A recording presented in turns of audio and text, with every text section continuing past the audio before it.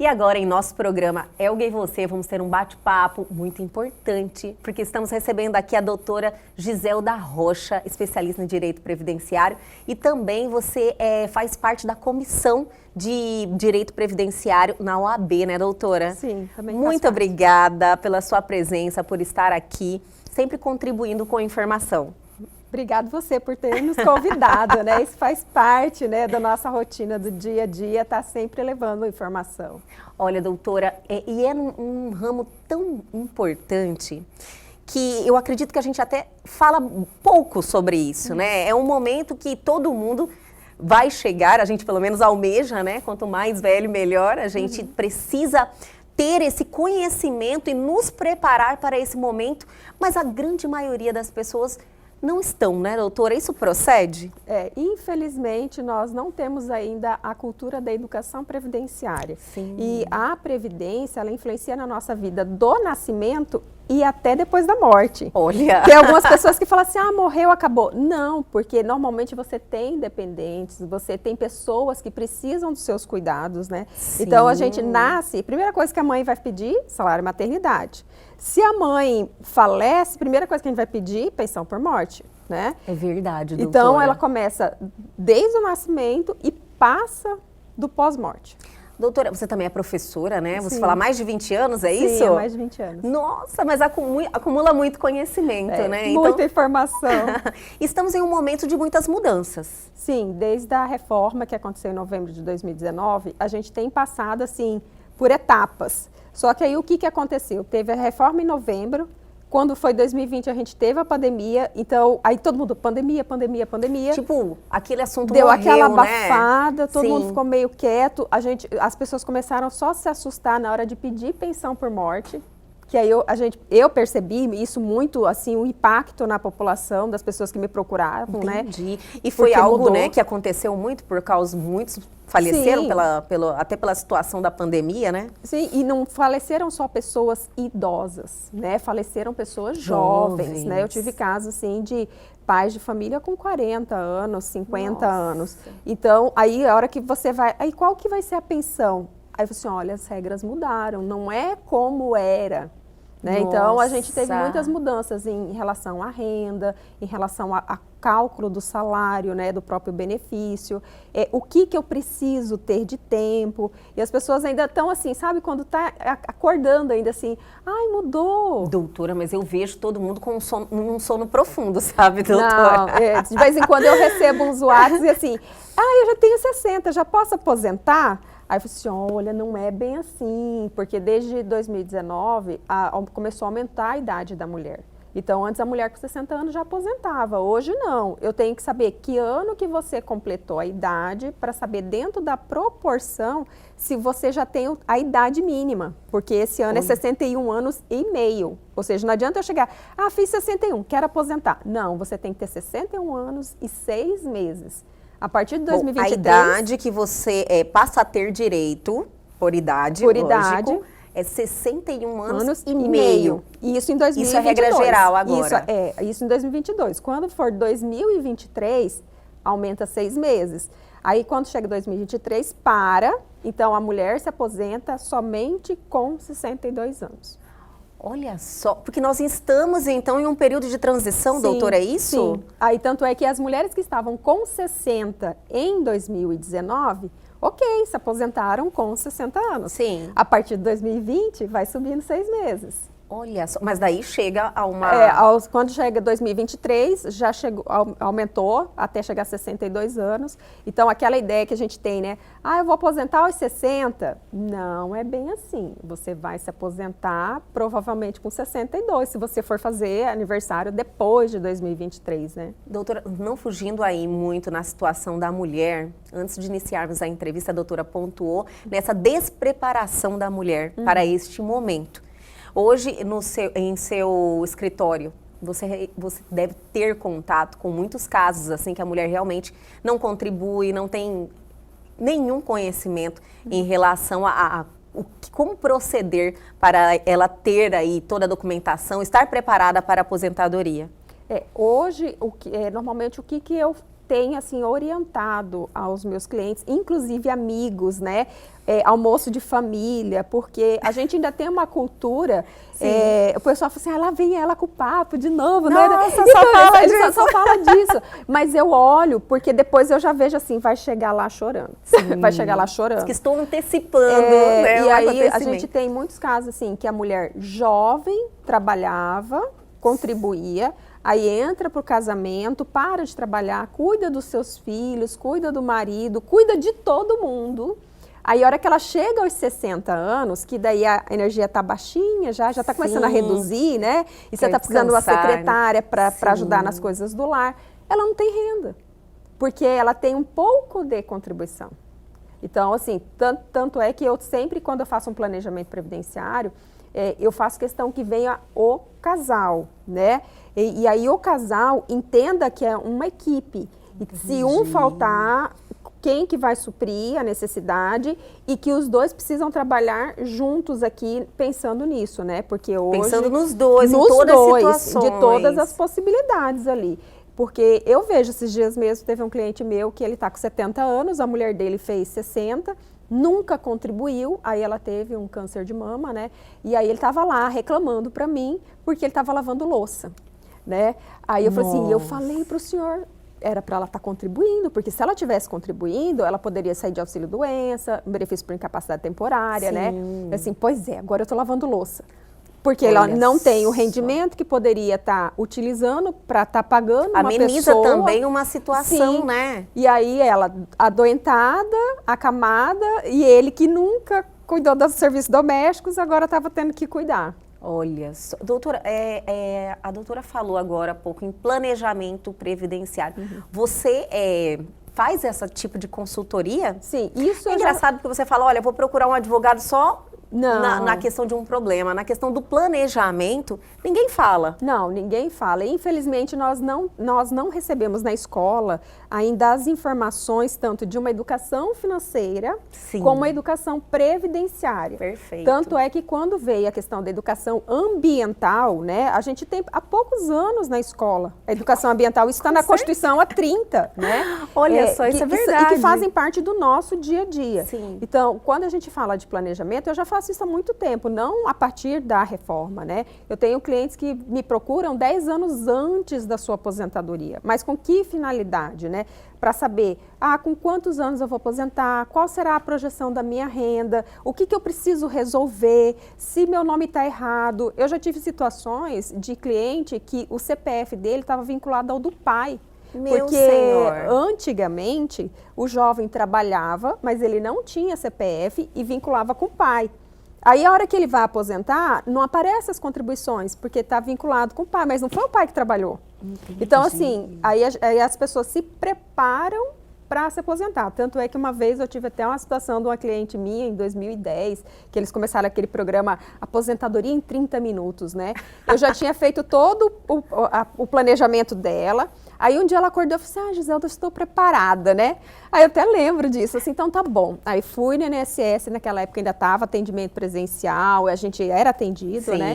Aí a servidora pegou, digitou os dados dela, apresentei os documentos, ela falou assim, nossa gente, 15 minutos, bati o recorde, né? Mas ninguém chegou e perguntou assim, como que você conseguiu? Porque antes você teve uma organização para depois chegar na aposentadoria, né? Mas mesmo assim, doutora, eu vi você falar 10 anos, então a pessoa te procura quando já está chegando perto. Sim, mas é errado. É errado ainda. É errado. Na sua opinião, qual seria o momento que as pessoas precisam se informar melhor, né? Buscar alguém que estudou para isso, que trabalha no... A partir dos 16 anos. Olha só, minha gente. Você vai assustar, né? Você vai assustar, vai falar assim, 16 anos, olha, né? Hoje, o que eu vou fazer com 16 anos, né? A partir dos 16? A partir dos 16 anos. Eu, inclusive, tenho uma filha de 16 anos e ela sempre me acompanhou na faculdade, em tudo, né? E ela gosta até de previdenciário, entende bem. Aí ela me perguntou quando completou 16, por que que eu vou contribuir agora com 16 se eu vou aposentar só com 62? Indignada comigo, né? Aí eu falei para ela assim, minha filha, quem diz que você chega aos 62? Sim. Porque eu dou um baque primeiro, né? Lógico. Aí ela chama atenção, aí né? ela falou assim, mãe, você já pensou, e se você engravidar antes dos 62, né? Porque tá pensando 62 só na idade, né? Se você ficar doente antes dos 62, se você só for atropelada antes dos 62, porque assim, eu sou meio trágica, né? Eu gosto de fazer um drama. Tem que dar aquela chamada de atenção para a pessoa realmente processar. E aí, por que a partir dos 16, né? Porque pelas nossas regras trabalhistas, a partir dos 16 eu já posso ingressar no mercado de trabalho como menor trabalhador. Sim. Então, o que eu preciso entender é, estou trabalhando, eu sou ativo e isso me traz renda. Se eu faltar assim, na capacidade laborativa, Sim. quem supre a minha necessidade? Porque a gente vê que os jovens, eles vão no automático, né? Não, eu tô na energia, eu quero fazer, faz acontecer, mas nunca vai pensar assim, eu tenho seguro? Ninguém sabe quais são os benefícios e quais são as situações que você vai precisar. Tanto é que de auxílio. Eu já tive alunos que às vezes chegam assim, professora, ainda bem que eu estava contribuindo, porque eu bati a moto. Aí chega lá tudo estrupiado, né? Assim, eu tive uma vez até um aluno meu que falou assim, eu não vou contribuir, né? Bravo. Aí eu falei assim, calma, muita calma. Expliquei para ele, mas ficou nervoso, não queria contribuir. Passou um mês, ele infartou. Aí eu peguei e falei assim, gente, cadê o fulano, né? O aluno, né? Aí ele falou assim, gente, ele infartou, professora, não sei o quê. Passou, no próximo semestre ele voltou. Falei assim, professora, infartei. E ele estava sem seguro, sem contribuição, mantenedor do lar. Aí ele veio falar assim, devia ter te ouvido. Eu devia ter te ouvido. Devia ter te ouvido. Porque se ele tivesse se organizado antes, nesse momento, né, que ninguém espera, né? Com certeza, são coisas que ninguém quer que aconteça, mas todo mundo está sujeito, né, doutora? A gente sabe que pode acontecer. Doutora, o bate-papo está interessante, vou pedir para a doutora segurar um pouquinho, mas eu vou chamar um intervalo bem rapidinho, mas a gente já volta.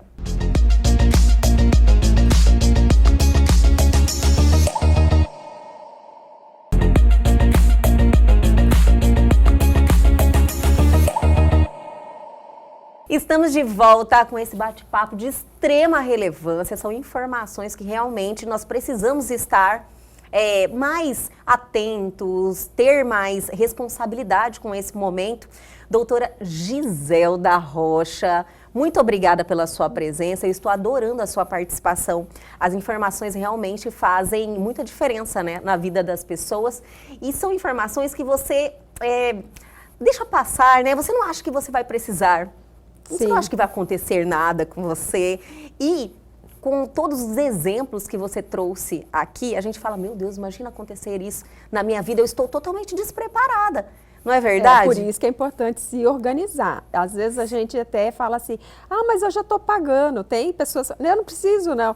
Às vezes a pessoa está pagando errado. Está pagando a mais. E tem pessoas ainda que falam assim, não, eu vou juntar tudo e vou pagar de uma vez e está tudo resolvido. Doutora, esse procedimento, qual que é o procedimento para quando você está empregado, é feito de uma forma, quando você é autônomo? Quando a gente está empregado, fica mais simples, porque a gente tem um empregador que é responsável, até mesmo se ele não fizer os recolhimentos, né? Porque tem situações em que você acha que está tudo bem. Chega lá e não foi recolhido nada, né? Tanto é que hoje a grande propaganda do governo federal é que você usa os aplicativos, porque você acompanha seu FGTS, acompanha seu INSS. Agora é possível, né? Porque antes era uma coisa que você não tinha acesso àquela informação. Vai pegar a fila lá da Caixa para olhar se tem pagamento, ou pegar a fila do INSS. Não, agora você mexe tudo com o aplicativo. Então, quando a gente é empregado, ok, responsabilidade do empregador, né? E ainda assim, às vezes a gente tem situações em que a pessoa está empregada e ela sofre um acidente, se machuca, ela precisa falar para o empregador, olha, eu me machuquei, eu estou doente, ou alguém ir até o empregador falar, né? Porque às vezes a pessoa não informa. Não vai, não fala, não acontece, não registra acidente, né? E passa, e aí às vezes a própria empresa não faz o registro de comunicado de acidente, de trabalho, para fazer o pedido junto ao INSS. Porque quando eu estou empregada, quem vai pedir meu auxílio-doença é o empregador. Porque eu fico 15 dias pela empresa, depois do 16º dia, ele me encaminha para o INSS, mas não sou eu que vou no INSS. ele tem que fazer a solicitação. Ele tem que solicitar, agora, se eu sou autônoma, é aí a nossa preocupação, né? Porque a pessoa é independente, dona do seu nariz, ela não está subordinada a alguém. Então, é ela que tem doutora, que ter controle. Hoje, no momento atual do nosso país, tem muitos que estão trabalhando de forma autônoma. Sim, infelizmente a gente tem aí a questão da informalidade ainda muito grande, né? O governo federal até fez um programa de regularização dos MEIs, porque eles perceberam que quem é o microempreendedor individual estava muito inadimplente. Aí eles fizeram todo para poder resgatar esse povo, falar assim, olha, vamos contribuir, vamos regularizar. Aí tanto é que agora tem várias campanhas falando assim, você é MEI, você tem que recolher e tal, para não passar o prazo. Porque a gente deixa sempre para a última hora, certeza, né? E aí você vai atrasando, vai atrasando. E o plano de saúde, se você vai atrasando, vai chegar corta, no dia do né? atendimento, corta, né? E se for um seguro, por exemplo, o seguro do carro, seguro de vida, se você atrasa, você não está na cobertura. A Previdência não é diferente, ela é um seguro também. Sim. Então, ela trabalha de forma organizada, né? Se está faltando o recolhimento, quer dizer que você está sem renda. Se você está sem renda, você não está segurado. Se você precisar, ela não te atende. Né? Então, quem é autônomo, ele tem que ser muito disciplinado, organizado. Para quê? Pensar, eu tenho renda, eu declaro para o imposto de renda, o COAF sabe da minha movimentação financeira, porque o COAF está ali, né? Sim. Olhando tudo, né? Aí, sigilo bancário, não, mas tem sigilo bancário. Não, movimentação financeira. Ele vai chamar a atenção, lógico, né? Assim, aí, cadê a contribuição previdenciária? Porque se eu sou trabalhador, eu preciso estar contribuindo. Né? Entendi. E não é porque eu não sou empregado que eu não tenho que contribuir. Então, qualquer atividade que gere renda, isso é estabelecido pela própria Constituição, tem que ter contribuição. Então, é a questão educacional, né, doutora? Sim, e esclarecer. Mas só que o que acontece? Hoje, a gente tem uma dificuldade, porque falar que vai contribuir para o INSS, todo mundo pensa que é bobeira, é besteira, que não vale a pena, né? É dinheiro que, tipo assim, não tem a necessidade deste custo. Sim, para que eu vou dar dinheiro para o governo, Sim, né? Só que tem que lembrar que é um tributo. Não é você dar dinheiro para o governo, né? É uma obrigação, não é uma faculdade, não é uma opção. Então, eu sou obrigada a contribuir a partir do momento que eu tenho renda. E pelo meu rendimento e pela minha contribuição, eu mantenho todo um sistema. Sim. Porque a nossa previdência é de repartição simples. Hoje eu pago pela aposentadoria dos meus pais. E no futuro, os meus filhos pagarão pela minha, né? Tanto é que nós temos um pacto de gerações, e aí as pessoas falam, eu não fiz pacto com ninguém, assim, mas é o sistema que nós estamos incluídos, né? O nosso sistema é assim, um paga pelos próximos, né? Para quebrar um pacto, a gente tem que quebrar todo um sistema. Sim, mas assim, o que acontece, o que eu vejo, como eu iniciei a nossa entrevista, a falta de informação. Sim. É muita, então eu acredito que o previdenciário tinha que fazer parte da grade, né? Sim. Para trazer essa clareza. Eu até fomento isso com outros professores, principalmente no nível médio, né? Porque agora tem toda a propaganda, o novo ensino médio, que é o ensino técnico, né? Que é adequado dentro da nossa situação de desenvolvimento econômico. Aí eu até falo, olha, ensino médio, ensino técnico, tem que ter previdenciário. Por quê? Normalmente no ensino técnico eles já começam a ser menor aprendiz e eles começam a contribuir. E aí o que acontece? Ele concluiu o segundo grau, ele começa a desenvolver atividade autônoma e aí ele para de contribuir. Sim. Ou ele fica assim, um dia sim, um dia não, um dia sim, um dia não. Se essa pessoa sofre um acidente, se essa pessoa se machuca, se ela fica enferma, ela está na capacidade de trabalho, mas se de repente ela não tem condições, automaticamente quem vai sustentar? Totalmente desprotegida, né? Desprotegida, não tem pagamento, e não tem recolhimento. Você recebe muitos casos assim? Muitos. Infelizmente, porque assim, pelo fato de eu ser professora há muito tempo nessa disciplina, só aparece milagre para fazer, né? Então, assim, não, vai lá que a Giselda dá um jeito, ela né? Dá um jeito. Aí eu falo assim, Senhor, misericórdia, né? Porque daí o que acontece? Já passou por outras consultas com outros profissionais. Todo mundo fala, olha, essa situação aqui não tem jeito. Aí eu tenho até que sentar e dar uma aula para o cidadão explicar. Entendi. Né? Porque, infelizmente, e o que eu mais ouço, né? Ninguém me falou que era assim. Ninguém me explicou. Mas eu acredito. Sim, e aí eu falo assim, gente, e a própria Previdência Social, ela tem todo um orçamento para a educação previdenciária. Só que esse orçamento financeiro, ela é muito mais voltado para quem é servidor, porque o servidor, por exemplo, do INSS, todo dia ele recebe formação. Sim. Não é assim, eu cheguei, sou servidor, não vou estudar mais, né? Todo dia eles estão tendo cursos. Só que essa educação previdenciária para a comunidade, para a população, ela é deficitária. Muito. Porque precisava vir e falar assim, olha, você precisa de previdência, se você adoecer, se você tiver filhos, né? Se você falecer, que situação que você tem. Porque a pessoa olha naquela contribuição, mas ela não olha para o outro lado, caso ela precise. Sim. É esse amadurecimento, desse comprometimento com o futuro, né, e com as outras pessoas também, que precisa ser fomentado. Sim, e outra coisa... Nos nossos jovens, né, que estão entrando aqui agora. E como o nosso sistema é desacreditado, porque todo mundo também fala é outra assim, questão, doutora. eu vou aposentar com um salário mínimo, né? Sim. Você não vai aposentar com salário mínimo se você não contribui com o salário mínimo. Então, a gente recebe proporcionalmente aquilo que a gente contribui. Então, eu recebo pela minha média. Né? E é isso que as pessoas precisam entender, porque até 98, antes da gente ter uma reforma que foi a emenda 20, as pessoas pagavam os 3 últimos anos e aposentavam no teto. Então, era quase mágica, né? Sim. Você passava 30 anos pagando o salário mínimo, aí nos últimos 5 você melhorava, estava tudo bem. E aí, você conseguia? E conseguia, só que aí... mudaram as regras. Cortaram a mordomia, né? Começaram a perceber no estudo atuarial que as pessoas estavam contribuindo com pouquinho e chegava no último momento. É aquele jeitinho brasileiro sim, de sempre, aí né? eles falam, não, a gente vai aposentar, só que é pela média. Olha, tudo que você contribuiu e nesse caso tirava as 80% maiores. Como que funciona essas escalas, doutora? É conforme o que você tem de renda. Hoje a gente recolhe com 7,5%, 9%, 12% e 14%. Isso mudou também com a reforma da Previdência. Então, essas... Não, a gente já tinha uma escala de 8, 9 e 11. Sim. Então, aumentaram, né? Aumentaram. Entendi. Em vez de diminuir, aumentaram. Você pode contribuir mais. Você pode, porque a gente tem um sistema de capacidade tributária. Quem recebe mais, paga mais. Entendi. Né? E aí, diminuírem 0,5% para o trabalhador que está ali na faixa de um salário mínimo. Só que quem passa dos 6 mil, que vai chegar até os 7 mil, que é o teto hoje, aí vai estar recolhendo com 14. Entendi. Doutora, então assim, hoje eu tive um choque de realidade, vamos dizer assim, né, doutora? Diz que não pode nem dormir, né? Eu falei, meu Deus, eu preciso fazer o meu planejamento. Sim. Mas a mensagem maior que a gente precisa, assim, passar para as pessoas é que realmente você precisa se preparar para esse momento, né?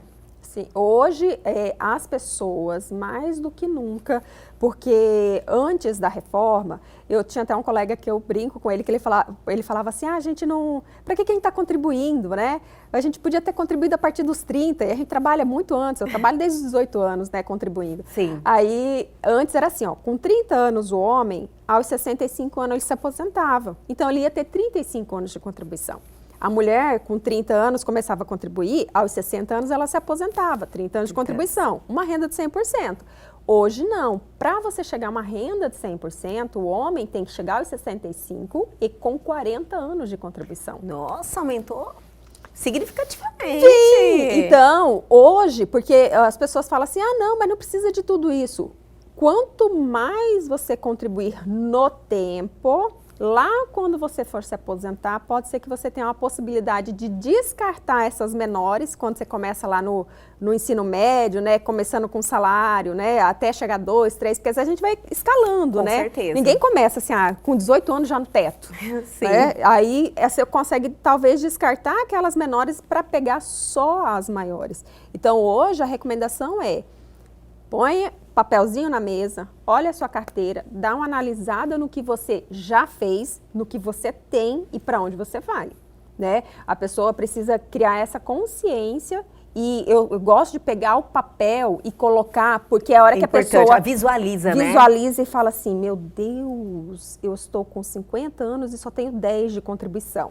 Porque a gente tem situações assim. E o que fazer nessas situações? Nessas situações, primeira coisa, entender como você está, né? Entendi, sim, estou segurado, não estou segurado, preciso contribuir, não vou contribuir, quanto tempo falta?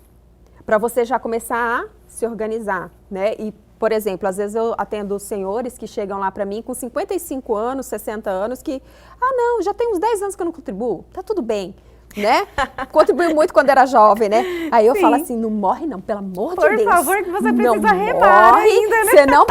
Você não pode ficar doente, você não pode ficar inválido, não pode ficar nada. Por quê? Ele está até assim, seguro. Sim. Contribuiu muito lá na juventude, né? E aí, quando chega nessa faixa etária, eles falam assim, não vou contribuir mais não.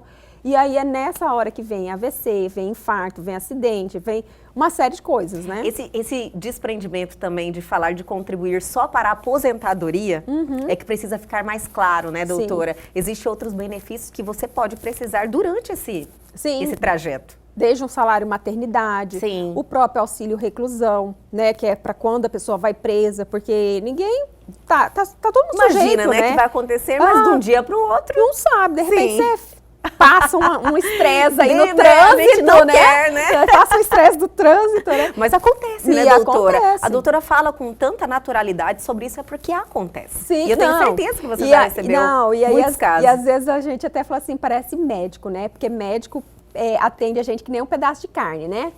Assim, é isso aqui e tal. Nem sente. Né? A gente já vai lá, não quer nem ir no médico, não quer nem no médico, do diagnóstico. Eu, como eu trabalho com isso diariamente, né? Assim, não que eu fiquei já endurecida com isso.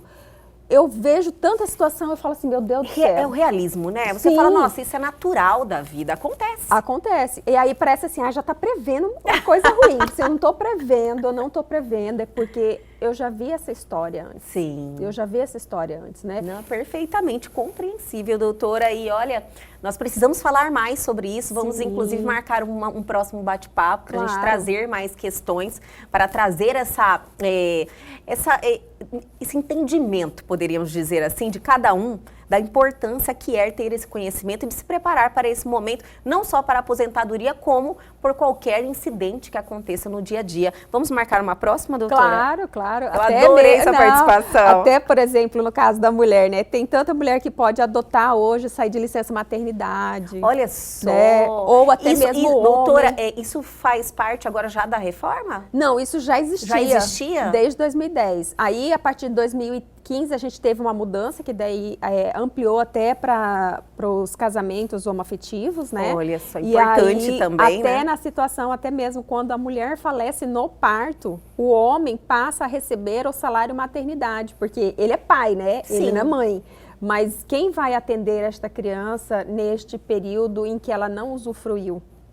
Né? Então, vai ser o pai nessa situação. Vai ter que ser o pai. E não tinha previsão antes? Não tinha previsão, isso mudou desde 2015 para cá. E na próxima pauta, então, vamos abordar essas alterações e passar mais informação. Claro, isso é ótimo. E quanto mais informação, as pessoas começam a entender o que elas têm de direito, o que elas têm de dever, né? Com certeza. Porque se eu não devo nada,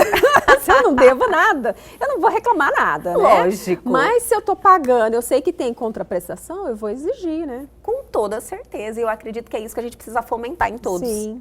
Doutora, muito obrigada. Adorei a sua participação. Foi muito pertinente todas as informações que você trouxe aqui. E até a próxima. Tô te esperando agora para o planejamento. Eu vou lá.